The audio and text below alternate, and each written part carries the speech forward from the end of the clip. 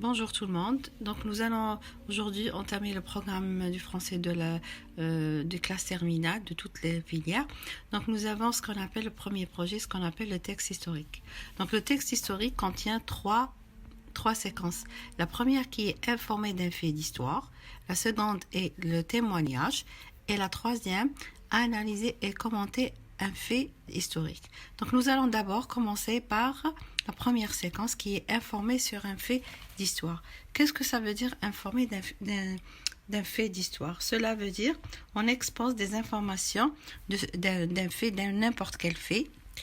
Et entre parenthèses, je voulais vous dire quelque chose. Donc, le texte historique, ça ne veut pas dire qu'il relate généralement à l'histoire de l'Algérie. Donc, histoire, fait historique, c'est-à-dire, on peut parler de l'histoire du papier, de l'histoire du téléphone, de l'ordinateur, etc. Donc, l'histoire de quelque chose.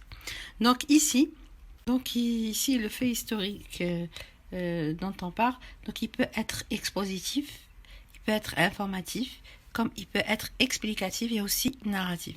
C'est-à-dire, donc on dit expositif, il expose des dates, une certaine chronologie. Informatif, il nous donne des informations sur un shahid, sur un mujahid, sur quelque chose aussi.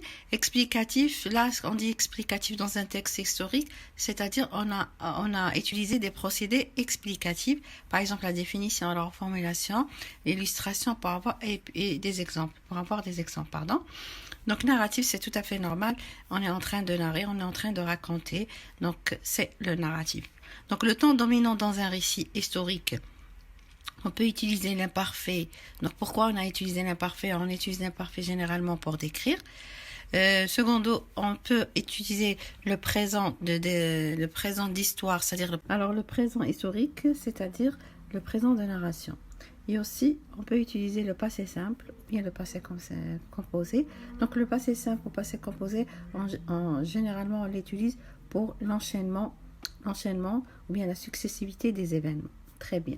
Côté grammaire, on utilise généralement les phrases déclaratives, phrases actives et passives.